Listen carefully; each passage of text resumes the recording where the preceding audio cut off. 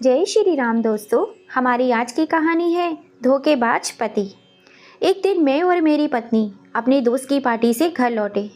हम दोनों एक दूसरे का हाथ पकड़ के बातें कर ही रहे थे कि अचानक मेरी पत्नी दौड़कर बाथरूम में भागी। यह हालत देख के मैं बहुत ही हैरान हो गया, क्योंकि जब मैं बाथरूम में गया तो मैं खड़ी होकर उल्टियाँ कर रही थी। मैंने उससे कहा, क्या हो गया तुम्हें? क्या उल्टा सीधा खाया था पार्टी में तुमने? तो उसने कहा कि कुछ ऐसा वैसा तो नहीं खाया था, यह तो बस उल्टी है जो हर औरत को आती है, फिर वह बहुत ज़्यादा खुश हो जाती है। मैंने कहा, क्या मतलब? तो उसने कहा, मैं माँ बनने वाली हूँ। वह खुशी की आके मेरे गले से लग गई और खुशी से कूदने लगी। उसने कहा, यह बात मैं कल सुबह आपको बताने ही वाली थी, लेकिन मैं ये सुनकर हैरान रह गया, क्योंकि मुझे पता था कि हमारे घर कभी संतान नहीं हो सकती थी, फिर मेरी पत्नी पेट से कैसे हो सकती थी। इस बात ने मुझे परेशान कर कर रख दिया था। लेकिन मैंने उससे पूछा कि यह बच्चा किसका है, तो उसने मुझे ऐसी बात बताई कि मैं अपना सिर पकड़कर रह गया। और मैंने उसी वक्त अपनी पत्नी की एक चीज़ को, मेरा नाम वंश है और मेरी पत्नी का नाम रूही था। हम दोनों ने लव मैरिज की थी और हम दोनों एक दूसरे से बहुत प्यार करते थे, एक दूसरे के बिना रह नहीं सकते थे। यूँ तो हमारी लव मैरिज थी, लेकिन फिर भी खानदान वालों को कोई आपत्ति नहीं थी, इसलिए हमें किसी ने ज़्यादा बातें भी नहीं सुनाई। पीठ पीछे शायद बोलते थे, लेकिन मुंह पर कोई भी नहीं बोलता था। हम अपने अपने माँ बाप के घर भी जाते थे और तीज त्योहारों से उनसे मिलना जुलना भी किया करते थे। लड़का हो या लड़की, शादी हो जाए तो सब उनसे एक ही सवाल पूछते हैं, बच्चा कब पैदा कर रहे हो? हमसे भी यही सवाल पूछा जा रहा था। हमें फ़िलहाल बच्चा पैदा करने की कोई जल्दी नहीं थी। हमने लव मैरिज की थी। इसका मतलब यह नहीं था कि साल भर में ही बच्चा पैदा कर लेते और फिर बस उसके डायपर ही बदलते रहते। यह तो बच्चे होते हैं ना, यह भी शादी के लड्डू की तरह ही होते हैं। जो खाए वो भी पछताए और जो ना खाए वो भी पछताए। बच्चे पैदा करने का शौक़ तो बहुत था, लेकिन जब आ जाते हैं तो ठीक से इंसान बाथरूम भी नहीं जा सकता। इसलिए मैंने अपनी पत्नी को कहा था कि कोई जल्दी नहीं है, लेकिन मेरी पत्नी को बच्चों का बहुत ज़्यादा शौक़ था। उसने मुझे एक बैग दिखाया और मैंने अंदर झांक कर देखा तो मैं हैरान रह गया। उसके अंदर बच्चे का सामान था। मैंने कहा, ये सामान तुमने कब लिया? तो वह कहने लगी, जब हम हनीमून पर गए थे तो वहाँ से मैंने दुकान पर नज़र गई और वहाँ से मैंने ये सामान खरीद लिया।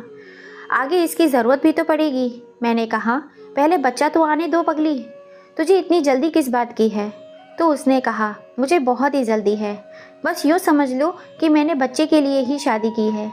जब मैंने उसको हैरान होकर देखा तो मैं चुप हो गई और थोड़ी देर बाद कहने लगी, मैं मजाक कर रही हूँ, पर मुझे जल्दी जल्दी से एक प्यारा सा बच्चा पैदा करना है और मैं उसका नाम राज रखूँगी।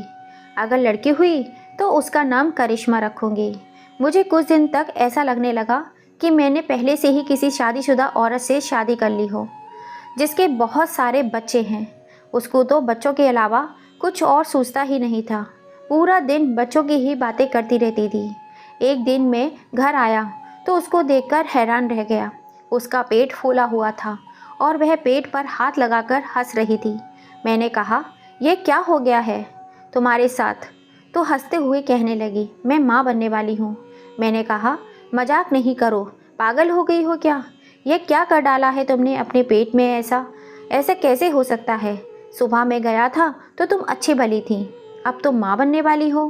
तो उसने पेट से तकिया निकाला और कहा, माफ़ कर दो, मैं देख रही थी कि जब मैं माँ बनने वाली होंगी तो कैसी लगूंगी। अब मुझे जल्दी जल्दी एक प्यारा सा बच्चा पैदा करना है।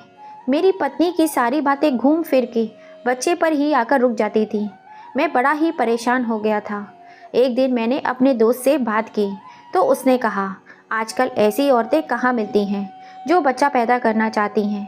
आजकल की औरतों तो कहती हैं कि हमें बच्चा पैदा नहीं करना है तो हमारा फिगर खराब हो जाएगा। अरे तू तो बड़ा ही भाग्यवान है जो तेरी पत्नी ऐसा सोचती है। ऐसी पत्नी तो किस्मत वालों को ही मिलती है।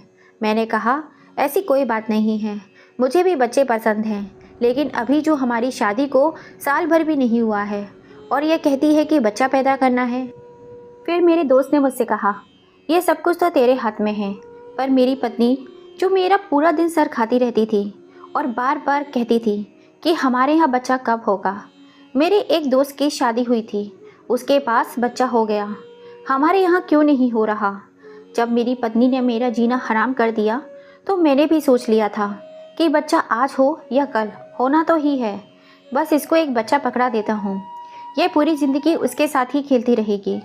मैंने उससे कहा कि बहुत बड़ी जिम्मेदारी होती है, फिर बाद में यह ना कहना कि मुझसे यह सब कुछ नहीं होता। तो उसने कहा कि मैंने तो पहले से ही सारी तैयारी कर कर रखी है। मैं उसका मतलब नहीं समझा कि कौन सी तैयारी की है। पता चला कि उसने पहले से ही बच्चे के लिए कुछ पैसे जमा किए हुए थे। अब मैंने और कुछ और नहीं सोचा, बस सोच लिया था कि करते हैं बच्चा पैदा। पर आज इस बात को काफ़ी समय हो गया था और मेरी बीवी प्रेग्नेंट नहीं हो रही थी। अजीब सी बात थी, जब भी मेरी पत्नी टेस्ट करती तो वह नेगेटिव ही आता था। वह बहुत ज़्यादा परेशान हो जाती, फिर वह कोई हफ्ता तक ठीक से खाना भी नहीं खाती थी, ना किसी से बात करती थी और ना ही कुछ बोलती थी। 1 साल तक हम लोग कोशिश करते रहे, फिर डॉक्टर के पास जाने के बारे में सोचा। वैसे भी कहते हैं ना कि जब तक 1 साल पूरा ना गुजर जाए डॉक्टर के पास जाने की कोई ज़रूरत नहीं होती है, क्योंकि 1 साल का वक्त तो जायज़ होता है। फिर हम दोनों ने डॉक्टर के पास गए और कुछ टेस्ट वगैरह करवाए। यह डॉक्टर लेडी डॉक्टर थी। उसने कहा, मुझे आप लोगों का केस थोड़ा गड़बड़ लग रहा है। उसने कहा, मैं आप लोगों को किसी अच्छे डॉक्टर के पास भेज देती हूँ। उसने हमें एक राजीव नाम के डॉक्टर के पास भेज दिया था। यह बहुत ही अच्छा डॉक्टर था। मैंने जब उसे देखा तो मुझे ऐसा लगा कि मैंने इसे पहले भी कहीं देखा है। फिर याद आया कि जिस कॉलेज में मैं पढ़ता था यह भी वही के मेडिकल विंग में पढ़ाई करता था और मुझे भी जानता था। जान पहचान वाला डॉक्टर निकला आया था और मैं काफ़ी खुश था। उसने कहा कि दोनों के टेस्ट होंगे, लेकिन रिपोर्ट आपको 2 दिन बाद ही मिलेगी।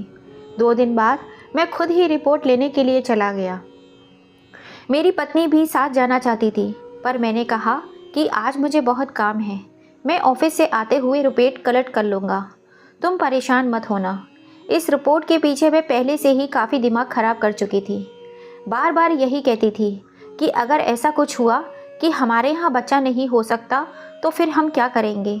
वह कहती थी मैं तो आत्महत्या ही कर लूँगी, और मैं उससे कहता था कि तुम कैसी बातें कर रही हो, क्या ज़िंदगी में सिर्फ बच्चे ही रखे हैं, क्या तुम्हें मुझसे कोई प्यार नहीं है। उसने कहा कि आपसे प्यार है, लेकिन मुझे बच्चा भी चाहिए। जब मैं हॉस्पिटल जा रहा था तो यही सोच रहा था कि सब कुछ ठीक तो होगा ना, मेरी पत्नी डिप्रेशन में चली जाएगी नहीं तो। और वही हुआ जिसका डर था। डॉक्टर ने कहा कि मेरी पत्नी कभी भी माँ नहीं बन सकती। डॉक्टर की यह बात सुनकर मुझे भी बहुत बुरा लगा। ऐसा क्यों होता है आखिर? अगर कोई इंसान किसी चीज़ की बहुत ज़्यादा प्रार्थना करता है तो उसे वही चीज़ नहीं मिलती है और भगवान उसे उसी बात को लेकर परीक्षा में डाल देता है। पर यह भी सच है कि ऐसी परीक्षा को पूरा कर लेने वालों के साथ ही फिर बहुत बहुत अच्छा होता है।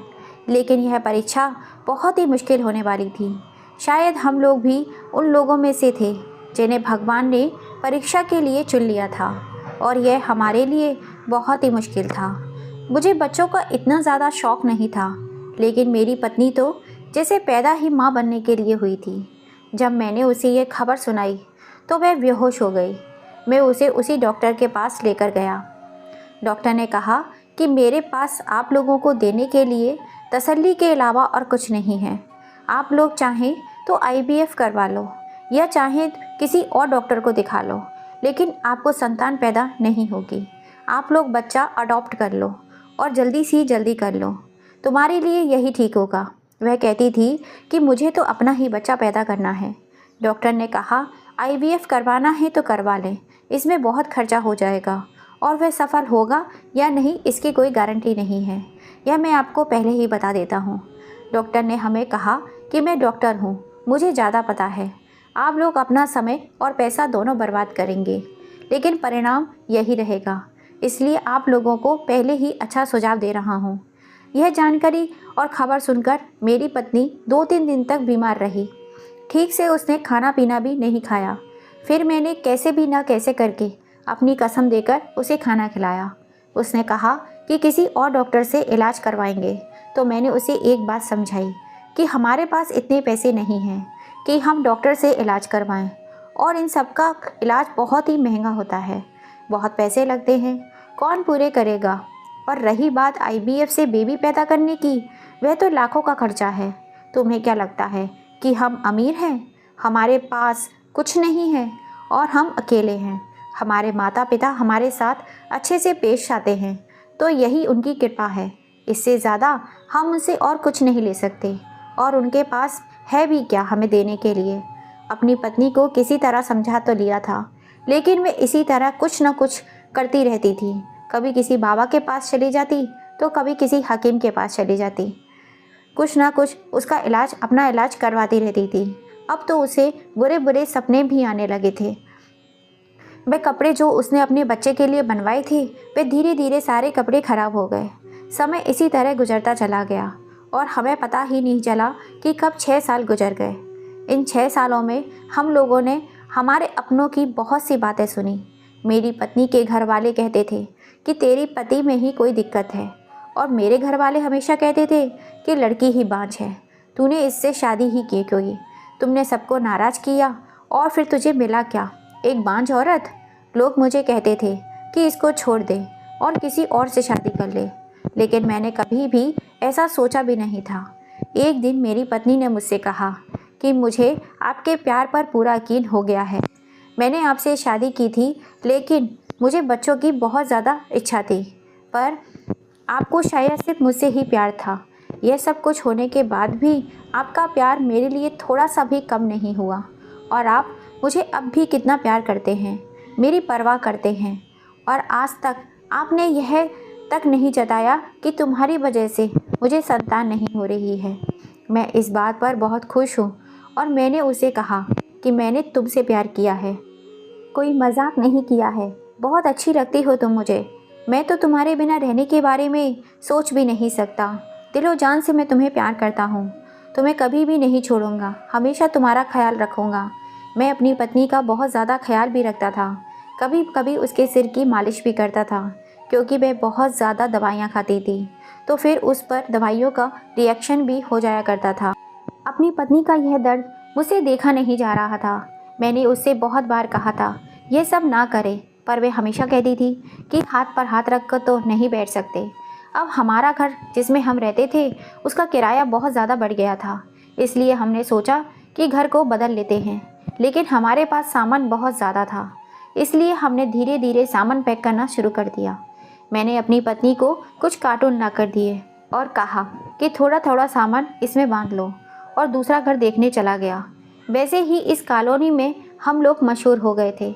सबको पता था कि हमारी संतान नहीं है।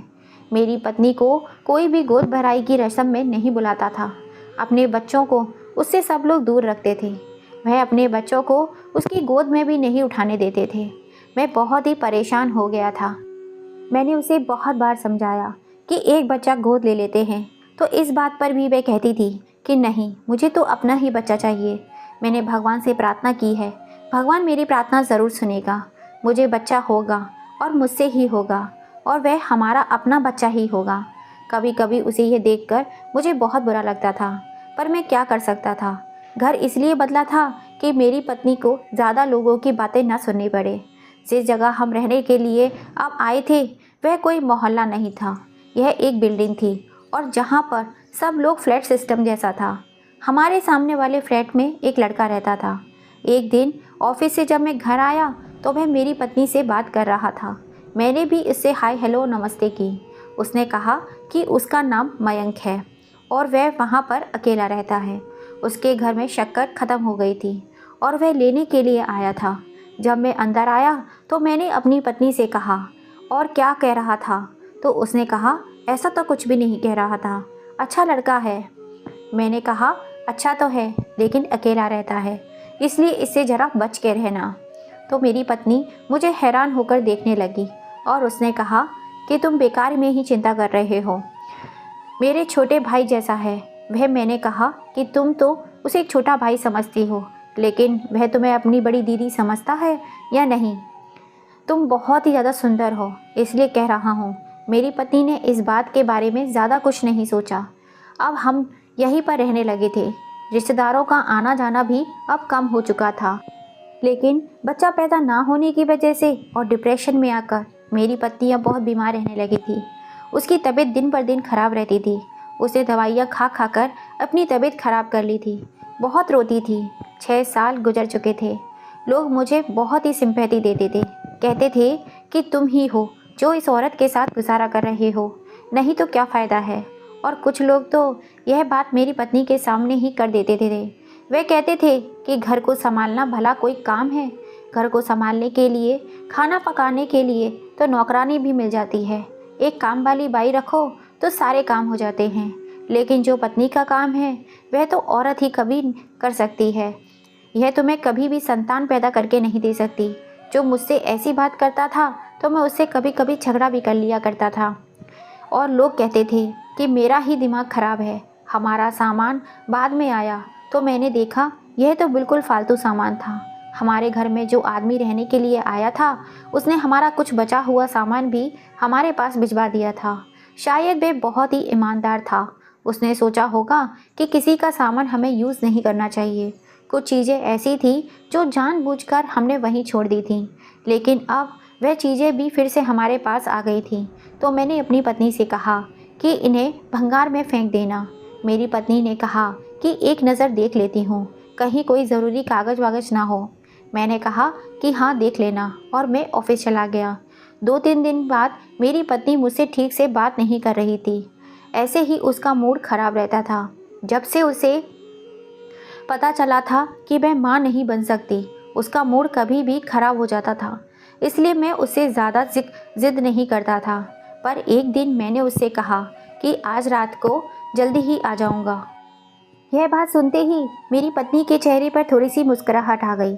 उसने कहा ठीक है, और सुबह उसे मुझे बताया था कि मैं एक औरत के पास जा रही हूँ जो बांझपन का इलाज करती है। मैंने उसे मना भी किया था, पर उसने कहा कि इलाज तो करवाना ही है। पर वहाँ से दोपहर में वापस आ गई थी। उसके बाद अब रात को कहने लगी कि जल्दी ही आ जाना।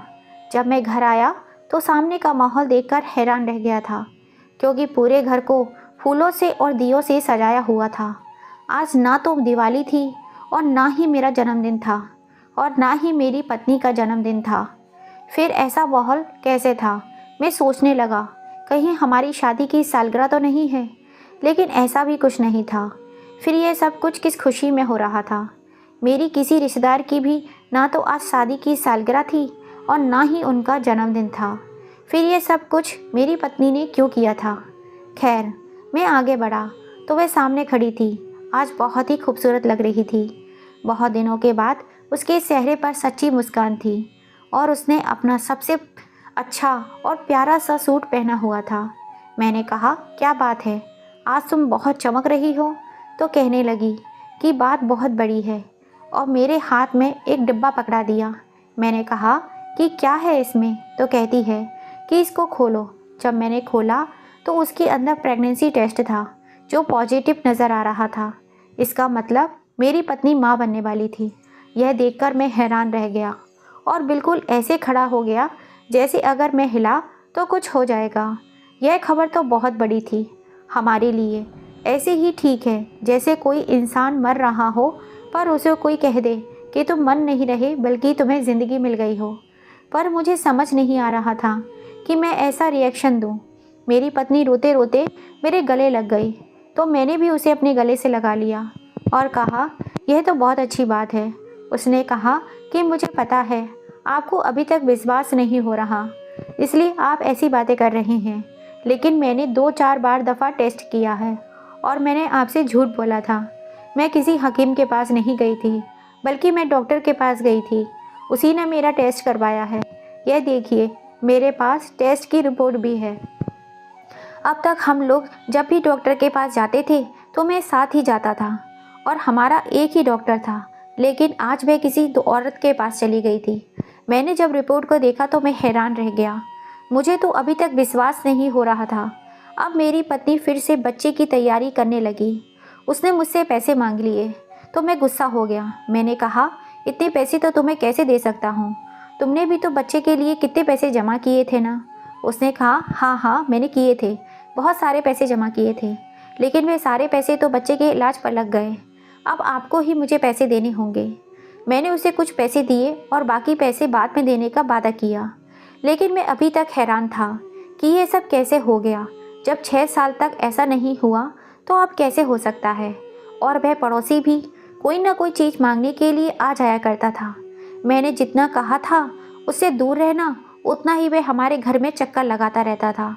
कभी कभी मेरी पत्नी कहती थी कि वह तो लड़का है, बच्चा है, लेकिन मैं जानता था कि मर्द कभी भी औरत के लिए बचा नहीं होता। मेरी मासूम पत्नी को यह बात कौन समझाता। उसे इन चीज़ों के बारे में नहीं पता था। जब से उसने यह खबर सुनाई थी कि वह माँ बनने वाली है, मैं तो हैरान ही रह गया था। वह मुझे पहले की तरह चाहने लगी थी। अब हमारा रिश्ता भी बेहतर हो रहा था। नहीं तो वह हमेशा उदास रहा करती थी, लेकिन मैं फिर खुश नहीं था। एक दिन मैं उसे डॉक्टर के पास ले गया, वही डॉक्टर जो मेरा दोस्त था, जिसने हमें यह खबर सुनाई थी कि मेरी पत्नी कभी भी माँ नहीं बन सकती। मैंने डॉक्टर से कहा, आपने तो कहा था कि मेरी पत्नी कभी भी माँ नहीं बन सकती। तो डॉक्टर ने कहा, देखो इस बात को 6 साल हो गए हैं और इंसान के शरीर में बदलाव होते रहते हैं। अब 6 साल में आपकी पत्नी के शरीर में इतने बदलाव हुए हैं तो मैं कुछ नहीं कह सकता। और आपको तो खुश होना चाहिए कि भगवान ने आप पर कृपा कर दी है। मैंने उस डॉक्टर को अजीब सी नज़र से देखा और मैंने अपनी पत्नी को कहा कि तुम जाकर अपना ब्लड टेस्ट करवा लो, तुम्हारा चेहरा कुछ फीका और पीला सा लग रहा है। उसने कहा, हाँ वह चली जाती है। तो मैंने उस डॉक्टर का गला पकड़ लिया। मैंने कहा कि तुम झूठ बोलते हो, मुझसे तुमने तो कहा था कि मैं कभी भी बाप नहीं बन सकता, फिर मेरी पत्नी माँ कैसे बन गई। उसने कहा, देखो यह तो तुम पति पत्नी की आपसी मामला है, मैं कुछ नहीं बोल सकता, लेकिन मैं तुम्हारी पत्नी के सामने झूठ तो नहीं बोल सकता था ना, वह सचमुच माँ बनने वाली है। मैंने कहा कि तुमने तो अच्छी तरह से चेक किया था, कि तुमने कहा था कि कहाँ मेरी पत्नी माँ बन सकती है, पर मैंने कहा कि मेरा दोबारा से चेकअप करो कि यह सब कुछ कैसे हो गया। दरअसल बात ऐसी थी कि मैं कभी भी बाप नहीं बन सकता था। 6 साल पहले इसी डॉक्टर ने हमारी टेस्ट किए थे और कहा था कि मेरी पत्नी बिल्कुल ठीक है, लेकिन मैं कभी भी बाप नहीं बन सकता और किसी भी औरत को संतान का सुख नहीं दे सकता। उस वक्त मैं घबरा गया था और मुझे डर था कि अगर यह बात समझ में आ गई कि मैं एक नामर्द हूँ तो फिर मेरा साथ क्या होता। मुझे डॉक्टर ने कहा था कि तुम बिल्कुल ठीक हो, लेकिन तुम्हारे यहाँ कभी भी औलाद नहीं होगी और तुम्हारी पत्नी में कोई कमी नहीं है। मैंने कहा था कि तुम रिपोर्ट बदल दो और रिपोर्ट ऐसी बना दो कि ये सब समझे कि मेरी पत्नी में ही कमी है। मैंने इस काम के लिए उसे पैसे दिए थे। मैंने उसको पूरे 1 लाख रुपए दिए थे जो मैंने कर्ज पर उठाए थे, और वह कर्ज मैंने बाद में उतारा था, इसलिए ऐसा किया था। इसमें यह भी कहा था कि कभी भी बाप नहीं बन सकता। फिर ये सब क्या था? क्या मेरी पत्नी मुझे धोखा दे रही थी? क्या वह किसी और के साथ थी? क्योंकि अगर वह मेरे साथ थी तो यह बच्चा तो मेरा नहीं था। लेकिन मैंने उससे कहा कि फिर से मेरे टेस्ट करवाओ, हो सकता है इतने सालों में मैं ठीक हो गया हूँ। उसने फिर से मेरे टेस्ट करवाए और अगले ही दिन जब मैं रिपोर्ट लेने के लिए गया तो उसने कहा, तुम्हारे साथ तो अभी भी वही मामला है, बल्कि पहले से भी ज़्यादा ख़राब हो गया है। तुम कभी भी बाप नहीं बन सकते। मुझे यकीन हो गया था कि मेरी पत्नी मुझे धोखा दे रही है और मुझसे झूठ बोल रही है। इसका मतलब यह है कि वह किसी और के साथ थी, और ऐसा नहीं था कि वह उसके साथ सिर्फ घूमती फिरती थी। यह सब कैसे हुआ था, यह तो कोई भी समझ नहीं सकता था। मैं तो बहुत परेशान हो गया था। मैं कैसे यह बात सहन कर सकता था कि मेरी पत्नी किसी और मर्द के साथ वक्त गुजार चुकी थी और उसके बच्चे को इस दुनिया में लाने वाली थी। वह बार बार मुझसे पैसे मांगती, मुझसे खर्चा करवाती, कहती ये बच्चा है, और मैं जानता था कि ये झूठ बोल रही है। लेकिन अगर मुझसे यह बात कहता तो वह मुझे भी बताना पड़ता कि इतने साल तक मैंने उससे झूठ बोला है। मैं उसके सामने शर्मिंदा नहीं होना चाहता था, लेकिन यह बात मुझसे अंदर ही अंदर मार रही थी कि उसने किसी और के साथ संबंध बनाकर इस बच्चे को पैदा किया है। अब वह हर वक्त इसी बच्चे के बारे में बात करती रहती थी। डॉक्टर ने कहा था कि उसका दूसरा महीना चल रहा है, अभी तक उसका पेट तो बिल्कुल भी नज़र नहीं आ रहा था। डॉक्टर ने कहा था कि पेट तो कम से कम 6 महीने में आकर बाहर नज़र आता है, क्योंकि तुम्हारी पत्नी बहुत ही कमज़ोर और दुबली पतली है। लेकिन तब तक मैं क्या करता, यह सब कैसे बर्दाश्त करता। एक दिन मुझे गुस्सा आ गया और मैंने कहा, बस कर दो यह बातें करना, मैं तुम्हारे बच्चे का बाप नहीं बनने वाला हूँ, यह मेरा बच्चा नहीं है। उसने कहा कि क्या मतलब है, आपका बच्चा नहीं है? क्या कह रही है आप? 6 साल के बाद भगवान ने हम पर यह कृपा की है और आप ऐसी बातें कर रही हैं। आपने यह बात क्यों कही, बताइए मुझे, आपने ऐसी बात क्यों कही? तो मैंने घबरा गए और मैंने कहा, ऐसा ही मेरे मुंह से निकल गया। वह रोज़ मुझे मंदिर ले जाती, वहाँ जाकर चढ़ावा चढ़ाती, क्योंकि उसने बहुत से मंदिरों में प्रार्थना की थी और कहा था कि अगर मेरी मनोकामना पूरी होगी तो मैं देसी घी के लड्डू चढ़ाऊँगी, मैं देसी घी की मिठाई चढ़ाऊँगी। और इस तरह करके उसने ना जाने कहाँ कहाँ पर यह बात कही हुई थी, जिसकी वजह से बहुत ज़्यादा खर्चा हो रहा था। मैं हर वक्त खिंचा खिंचा सा रहता था, गुस्से में रहता था, क्योंकि मुझे पता था कि यह बच्चा मेरा नहीं है। मुझे जो भी फैसला करना था जल्दी ही करना था। मुझे मेरी पत्नी को यह बात बता देना था कि तुम झूठ बोल रही हो और पहले मैंने 6 साल तक तुम्हें बेवकूफ़ बनाया है, लेकिन अब तक मुझे बेवकूफ़ नहीं बना सकती, क्योंकि यह बात बहुत बड़ी थी। मुझे शक था, जब से हम लोग इस घर में आए हैं तब से ही मेरी पत्नी माँ बनने वाली है। इसका मतलब तो यह बच्चा सामने वाले पड़ोसी का था। वह जवान था, खूबसूरत था, मेरी पत्नी के पास आता जाता भी था। मैं तो जब भी आता था वह बाहर ही खड़ा हुआ मिलता था, लेकिन क्या पता था दोनों अंदर कमरे में भी बैठ जाते होंगे। एक रात मेरा मीटर घूम गया और मैंने अपनी पत्नी से कहा, मेरी बात गौर से सुनो, यह बच्चा मेरा नहीं है, इसलिए मेरे साथ यह नाटक कर नहीं करो। इस बात पर वह ऐसे हैरान हो गई कि जैसे यह बच्चा मेरा ही हो। उसने कहा, यह बच्चा आपका ही है। मैं ठीक हो गई हूँ। आपने डॉक्टर की बात नहीं सुनी क्या? मुझ पर भगवान की कृपा हो गई है, यह बच्चा हमारा ही है। मैंने गुस्से में चिल्लाकर कह दिया कि तुम बांझ नहीं थी, मैं बांझ था। यह बच्चा मेरा नहीं है, क्योंकि मैं कभी भी बाप नहीं बन सकता। जैसे ही मैंने यह बात कही, मेरी पत्नी पहले बहुत ज़्यादा हैरान नजर आई और फिर आंखों में आंसू लिए हंसने लगी और तालियां बजाने लगी। मैं उसे हैरान होकर देख रहा था। उसने कहा, यही बात मुझे तुम्हारे मुंह से उगलवाने के लिए सारा नाटक करना पड़ा और तुमने मुझे 6 साल तक धोखा दिया। मैं उल्टी सीधी दवाइयाँ खाती रही, रातों को उठ उठ कर रोती रही, बच्चे के लिए तड़पती रही, परेशान रही, अपनी तबीयत खराब कर ली, अपनी शकल सूरत तक खराब कर ली, सेहत खराब कर ली। मेरे पास कोई उम्मीद नहीं थी। सभी लोग मुझे बातें सुनाते थे। पूरे समाज के सामने तुमने मुझे जलील करवाया। तुम्हारे माँ बाप ने मुझे ताने दिए, मेरे अपने माँ बाप ने भी मुझे ताने देने शुरू कर दिए। 6 साल तक मैंने एक सज़ा काटी, सिर्फ इसलिए कि तुम बाप नहीं बन सकते थे, और तुम्हें यह बात बताते हुए भी शर्म आ रही थी। मैंने तुमसे प्यार किया था। अगर तुम्हें मुझ पर थोड़ा सा भरोसा था तो मुझे यह बात बता देते, तो भगवान की कसम मैं तुम्हारा साथ कभी नहीं छोड़ती। मैं तब भी यह इल्ज़ाम अपने ऊपर ले लेती, लेकिन कम से कम तब मुझे इतनी तकलीफ़ तो नहीं होती जितनी अब हुई है। मैंने कहा कि तकलीफ़ हुई है तो जाकर किसी और के साथ चक्कर चला लिया, किसी और के साथ सोकर आ गई, उसका बच्चा पैदा कर रही हो। तो उसने कहा, हाँ बोलो, यह सब बोलो। तुम यह सब बोलोगे तो मुझे तुम्हें छोड़ने में आसानी होगी, क्योंकि मैं माँ नहीं बनने वाली हूँ। यह सुनकर मैं हैरान रह गया और मैंने कहा, लेकिन डॉक्टर तो। उसने कहा कि जब वह डॉक्टर तुम्हारे आगे 1 लाख में बिक सकता है तो फिर मेरे आगे 2 लाख में क्यों नहीं बिक सकता? जब हम लोगों ने यह घर बदला था तो मुझे कूड़े में से तुम्हारी रिपोर्ट मिली थी, जिसमें यह साफ साफ लिखा हुआ था कि तुम कभी बाप नहीं बन सकते। और वह आज से 6 साल पहले की रिपोर्ट थी, जो तुमने अपनी तरफ से शायद छुपा दी थी, लेकिन मुझे मिल गई थी। वह कूड़ा जो हमारे घर में आया था और तुमने कहा था कि सामान को फेंक दो, लेकिन मैंने कहा था कि मैं एक दफ़ा देख लेती हूँ, कोई ज़रूरी चीज़ तो नहीं है, और उसी सामान में से मुझे ये ज़रूरी चीज़ मिली। मैंने तभी सोच लिया था कि मुझे क्या करना है। मैं ये बात तुम्हारे मुंह से निकलवाना चाहती थी, वरना जो आदमी मुझे 6 साल तक धोखा दे सकता है, मेरे सामने झूठ बोल सकता है, वह उसके बाद भी झूठ बोल सकता था।